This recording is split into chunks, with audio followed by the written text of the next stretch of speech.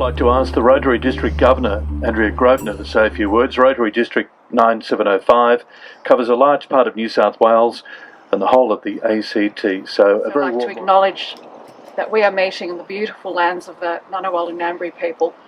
Pay my respects to elders past, present and emerging, and I extend our respect to all Aboriginal, Torres Strait Islander and First Nations people present today. Your Excellency, distinguished guests, everyone, I'm honoured to represent Rotary at today's ceremony. Rotary has a long history of promoting peace. As a humanitarian organisation, peace is a cornerstone of our mission. We believe that when people work to create peace in their communities, that change can have a global effect. By carrying out service projects and supporting peace fellowships and scholarships, our members take action to address the underlying causes of conflict, including poverty, discrimination, ethnic tension, lack of access to education, and unequal distribution of resources. The focus on peace is not new for Rotary.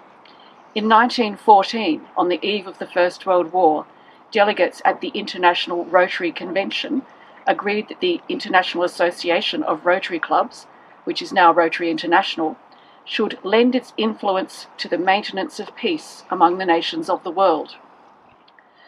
Rotary was present at the start of the United Nations in 1945.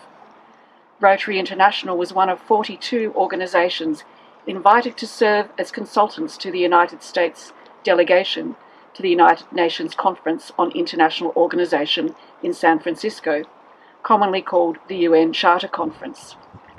Additionally, many Rotary members and honorary members from around the world attended that conference as members of and consultants to their nation's delegations.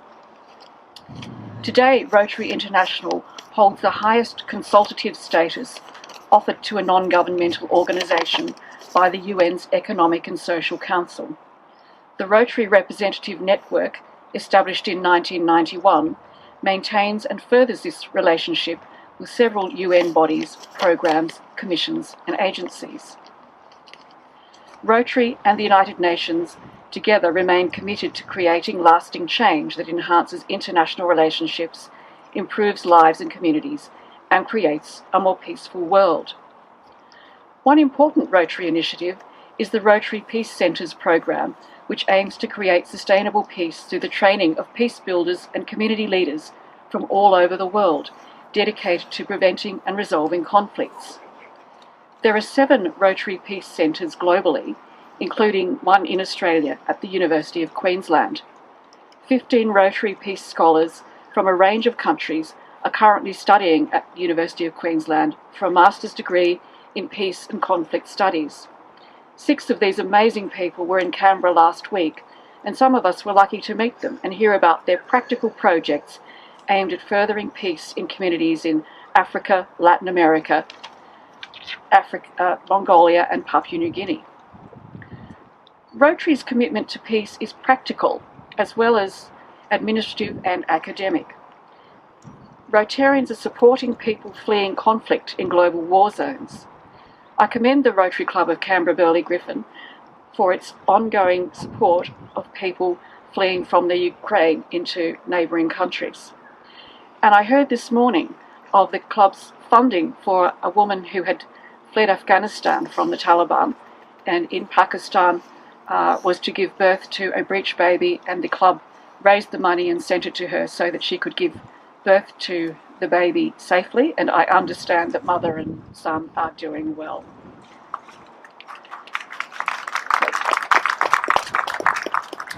And locally here in Canberra and our surrounds, many Rotary clubs provide material and social support to refugees settling into our communities. I want to finish by noting that the theme for this Rotary year is Create Hope in the World. Few things are as important in creating hope as the building and maintaining of peace. Thank you.